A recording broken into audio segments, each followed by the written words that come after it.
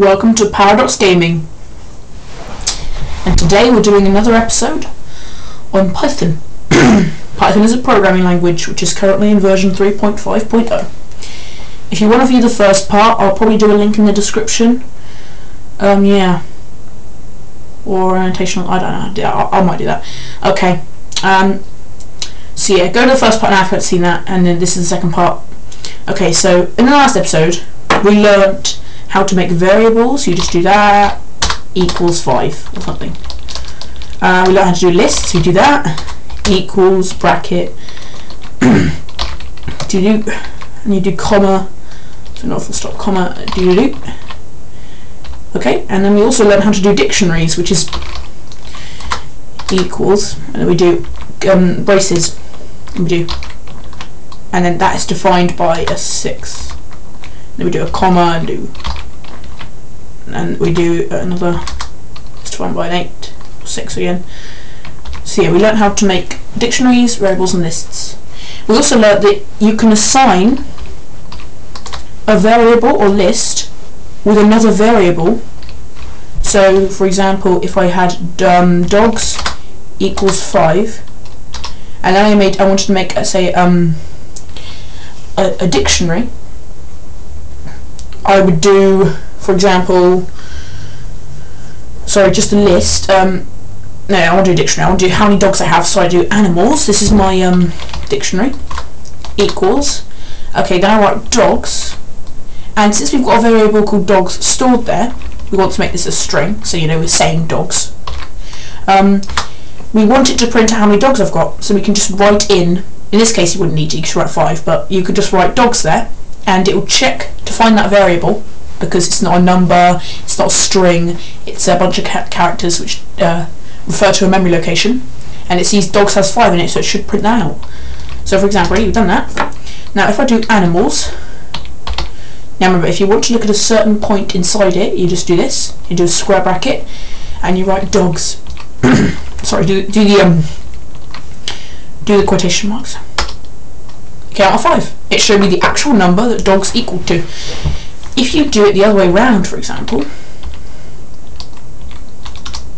however, if you did it like this, it doesn't understand it because it only looks for keys. These are definitions, not keys. So these are the keys. It looks for this, and that's why it can't understand that.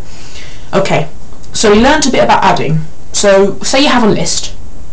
So let's do cats equals 6, dogs equals 5, and we have animals equals dogs,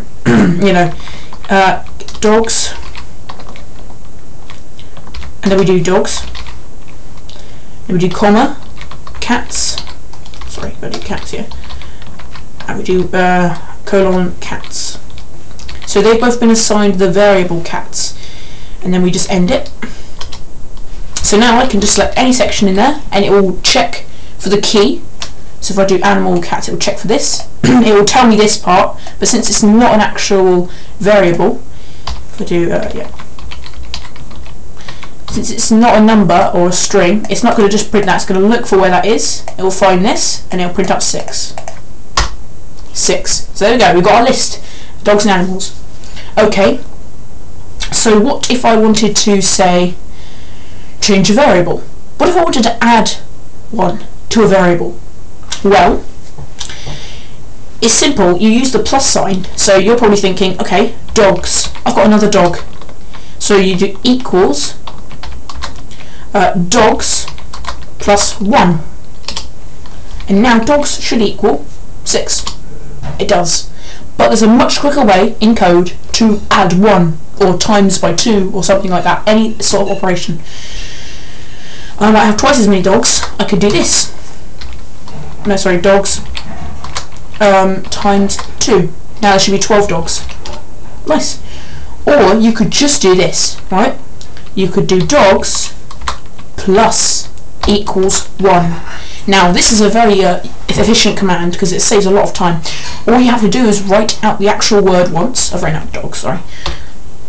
And then you can just write plus before the equals, and you will add or do that command to the original variable.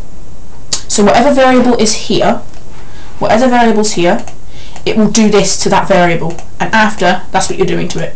So it says, okay, add to this variable 1. I'll show you, yeah, so if I do that, it should become 13, right? Much quicker way of doing it. That's how you add. So to divide variables, you could also do it like this. So you could do dogs. Okay, I've actually lost half my dogs, for example. I will do, rather than doing dogs equals divide by 2, I'm going to do dogs divide equals 2. So it's going to divide from dogs 2. Now that should give me 6.5, but when I write in dogs, I don't have half a dog. I lost an extra bit from there. So we want an integer. We don't want half a dog. So we just do dogs equals int dogs. And it will turn it into an integer for us, like we did in the last episode. Dogs, it got rid of the 0.5. So to quickly write all that code out, you would do dogs divide equals to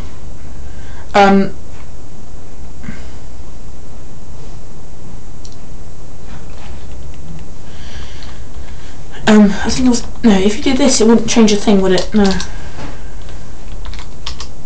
It would still be 6. Oh, well there you go. It does, it just gives you the decimal at the end. And it's not how that works actually. Oh, I see what it's doing. It's basically doing dogs over int 2. Fair enough. So if I did that again, what would it be? So if I do divide,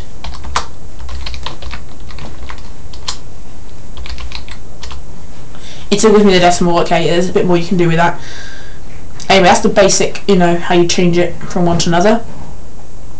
I guess what you could do is, if you wanted to make it an integer straight away, equals 7 dogs equals, you could just do like this, int dogs divided by 2. Now that will give you an actual number, right? So it shouldn't be 3.5, it gives you 3. Yeah. The other way, yeah, it doesn't really, I don't understand how you do it the other way. I can do it that way, it's pretty easy, but it doesn't actually int because it's on the opposite side of the equals. I guess you could do it afterwards, but if you don't need to do that, it's quicker code. So we've learned how to int objects. Now what if we did want to float it? Well, if we actually did have half a dog, which, you know, you can't really do it right here, you could just do float dogs. That probably wouldn't work, would it? Oh, it does. It just adds a decimal on the end if it's a full integer anyway. If we floated it again, it probably won't do anything. Yeah, it doesn't do anything. It just keeps it as a decimal on the end. It shows you what it is. So that's how you float. Okay, what if you wanted to turn it into a string? Okay, you didn't want to say you had 6 dogs, but you wanted to say you had 6 dogs. So you want it to be a string. What you do is you'd write str, short for string, dogs, and now a value in there becomes a string. Simple as. So when writing out a list, you might want it to print all strings. So we'll do animals, bracket, and you could do str, the value of the dog. So you want dogs, and that should give, no sorry, you're string that inside. So it's going to look for the key, dogs, it's going to string the value assigned to it. 5.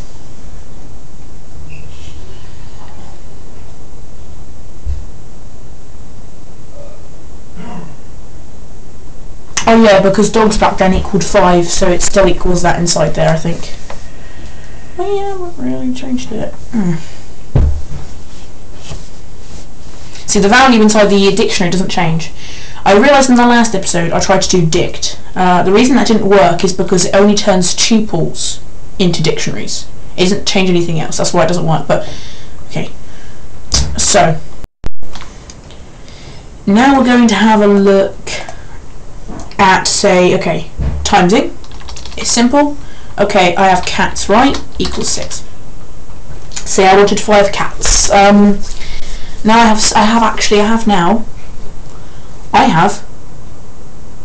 we've done timesing, we've done dividing, haven't we? Simple, so we do timesing by just doing it before the equals. What if you wanted to do powers? I've gained 6 to the power 3 cats. Now, you could just write cats equals cats. Cats times cats, that would be to the power of 2, and then cats would be to the power of 3, and that would mean you have, 6 to the power of 3 cats, 216. But what if you wanted to do it to the power of 20? It would take a long time to write it all out and be quite tedious. So to do powers, you simply do equals, rather than doing a times, you do double times. So you do cats to the power of, which is just 2 stars, and you do 3. So that's going to be quite a large number now. Yes, huge number, huge. That's to the power of 3 again. And square rooting requires a module you import. So some modules you can import straight away. So what you do is you import, because if we try to do a square root, it's not actually a thing on here. You've got to import math. So now we've imported math, we can do math commands. So what you do is you do math when you're doing a command requiring the module. So you do math, because we're importing that module, dot square root, which is square root, and we take the brackets, and let's just do, what's dogs? Let's make dogs equal 9 first, so it'll be easy. So we do math dot square root. It's best to, when you're making the project, put all of your modules that you import at the very top. It makes it all nice, all the variables you start out with. And you do bracket, I think I've done this right, dogs, and it does the square root. But we didn't want that, we wanted int, didn't we? So you do math. If we do another square root, it will go into a really recurring number. It's horrible. It only does so many digits. So yeah, it doesn't do it doesn't print out irrational numbers forever. It just does to a certain level of digits. So it does that. So that's how you square root stuff. You need to import math and then do math dot square root, and then you do the bracket, the variable or number. That's how that works. So you've done powers. I guess you could do it even quicker. There isn't a quick way to do square root. That's just how it is. For cats, we could just do to the power. Let's do dogs. It's a simple number. We want dogs. Okay, instead of doing to the power afterwards, we could just do to the power equals 3. Hi.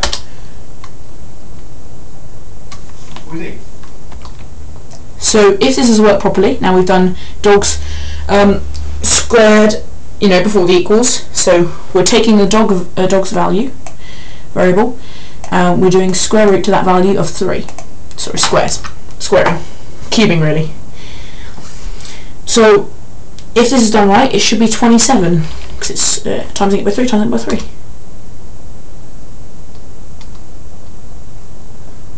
Wait.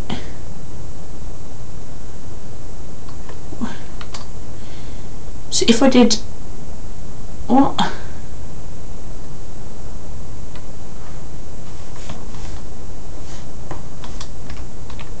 Oh yeah, it's because we didn't do dog equals math dot square root dogs. We just wanted it to print that out. So it still equals 9. We've just made it print out the square root. So actually it took 9, squared it, and then times it by 9 again. So that's why it's so large. There you go, fair enough. So yeah, now we've got all those commands and how to easily, quickly set the variables. So you know how you can assign it another variable. So for example, you could do, okay, dogs equals, okay, let's make cats equals 9. We could do dogs, and then we could write, or we could do, for example, okay, so dogs equals divided. The problem here is that when you get to more complex structures, you don't usually want to do it before the equals, you want to do it after. So we could do cats divided by 3. Yeah. Or that would be literally divide.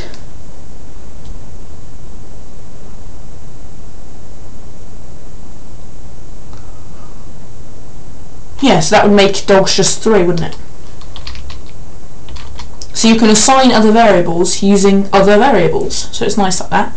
And you can do that anywhere in your code to make it do certain things. So if dogs equals that, blah blah blah. We'll get into conditionals later, if statements and else statements. So we learned to add stuff to lists. So if you want to turn something into a list, you just do list that. So when you're adding stuff to lists, you take your animals. So see, yeah, it still prints it all out for us. What if we wanted to add parrots to there, or parakeets? What you do is you take the list name, dot append, so it adds something, this value, this key, to the end of the list. Animals dot append. Sorry, that's a dictionary. We need a list. We need square brackets. Dog, cat. Okay, we need to do that here. So animals, we do animals dot append brackets parakeet. There you go. Now when you print out animals, it does parakeet, or all of them really. If we do animals bracket 2, because remember in the last episode we learnt that the last value in the list, it looks for the index is the location, the pointer which is in the list, is subtracted by 1. So because you start at 0. So should be 2, it'll print out parakeet. Nice. There we go. So if you want to remove something from the list, it's simple. You do the name of the list, dot remove. Dot remove. And that way you can remove, well, anything that's found in the list. Basically,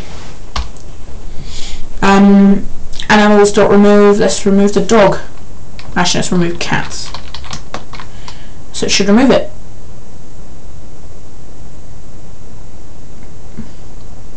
What?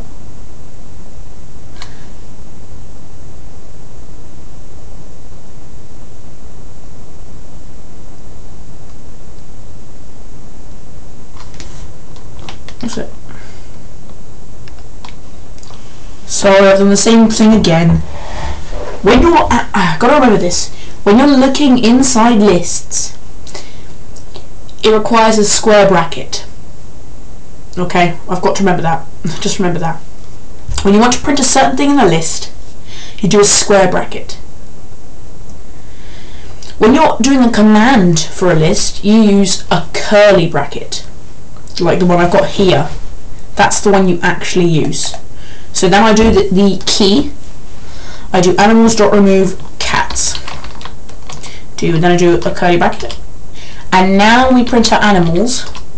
There's no cat in it. It's gone. Okay, that's what I've got to remember. Now, what if you want to remove a certain point inside the list? For example, you want to remove the object at index 1 rather than a specific object. Like you say a goblin in a game steals your object, you want it to steal that object from point 1 in your inventory. Well, you just do the name of the list, animals, and you do .pop. That's not for actual key values, that's for the actual index. Now for this, you will do brackets again, but if you like, because it's an index, it's a point, you can do a square bracket as well. So those square brackets are just for show, you don't need to put them in there, this would still work. That would still work. I'll just show you anyway, 0. And that should get rid of, what's point 0 in the list? Dog. What? Oh, one sec. No bracket. 0 bracket. Now if I do animals, yeah, it prints out animals. Oh, okay. So when you're doing the actual brackets, it means for a number, so checking for a number. So thank you for watching. I'll see you next time. Actually, I just want to be clear. Yes, when you actually do the bracket, the square bracket inside the bracket, that means you're looking for a certain digit or integer that you want to remove. So at place 0, if you have a 0, it will get rid of it. But it can remove anything at any level if you just do the brackets. That's all you really need to know. Thanks for watching. Now, bye bye. Thank you.